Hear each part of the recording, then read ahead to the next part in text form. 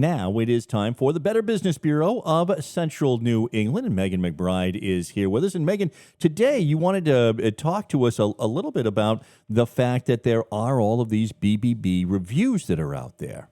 Usually we have businesses on, right? And part of their, whether, a business is accredited with us or not, consumers and other business owners are able to post reviews online on bbb.org.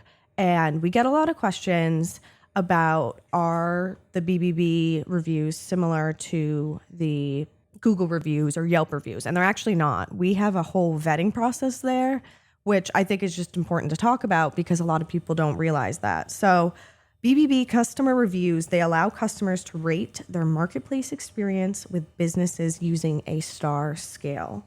We do, as a BBB, try to take steps to minimize the misuse of reviews. Is that 4 or 5 stars? 5 stars. 5-star review. Okay. Yep. So part of that process is when a consumer wants to go on our website and say they want to write a review about Radio Worcester.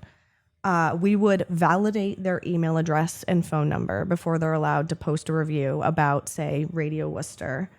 And we also would say, Radio Worcester, we would like to confirm this interaction, that it actually happened. So that way a consumer couldn't just say, I went on the radio with Hank and I had an awful experience.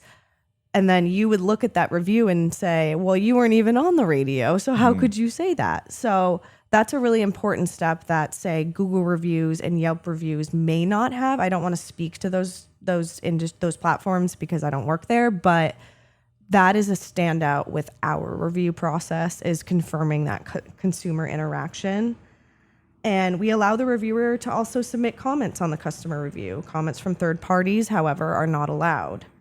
We also do a huge amount of scrubbing of the reviews, so we get rid of any inappropriate language or personal information. So this person also couldn't give their personal information away. They couldn't give your personal information away. And we also don't allow anonymous reviews, which I think you can do on other platforms. So if you're ever going to publish a review, you need to know that it's going to be live and it's going to have your name attached to it. Well, I got to tell you, I mean, because you had mentioned how it differs from Yelp.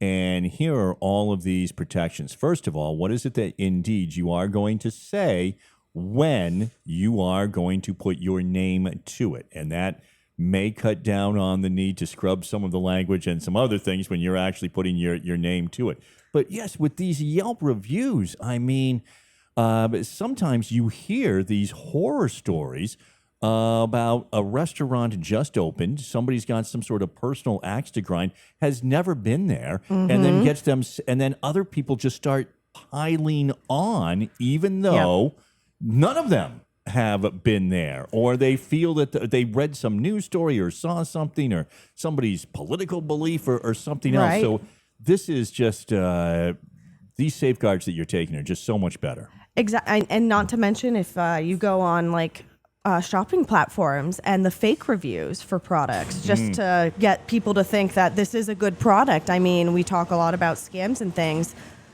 Fake reviews, that's a huge thing. People will post fake reviews on a product or whatever, and then other consumers will think that this is a good product because it has a 5-star review, but all those reviews are fake. So is the product truly good, or is the company just trying to beef up their marketing? So you have to be careful because you don't know if that product is good or not with these fake reviews. Yeah, no, 100%. And that is just another reason to use the Better Business Bureau. And this way, when you're getting those reviews, for you, for me, for the consumer, for somebody who's going to use that product, now we're really getting something that is an honest review. It doesn't mean that it has to be that every review is going to be a 5-star review and we love it. What it means is that it's a legitimate review. Exactly. If you have a bad interaction with Radio Worcester, which I highly doubt anyone ever could, you are allowed to speak your truth, but it has to be the truth. And that's really what the BBB really stands for. And it's a way that, other business owners as well can have another safeguard for themselves. They probably have reviews on Google, Yelp, so on. But other business owners and consumers can go on bbb.org and really see the companies truly for who they are. And a lot of, all of them are really good, trusted businesses. Yeah, and I think this is good for our listeners today, too. When you go in and you see that BBB seal of approval, you know that it's a Better Business Bureau of business, and we're always telling you, please do business with the accredited businesses that you hear each week that Megan brings by. This is a way now where you can interact. If you did have that great service, yes, by all means, leave that 4 or 5-star review. If there is something that you want to let other people know about, you can do that as well. But I think that there's a lot of times, and I don't know how good we are at follow-up, there's a lot of people who have a lot of wonderful experiences with a business, and we always mean to.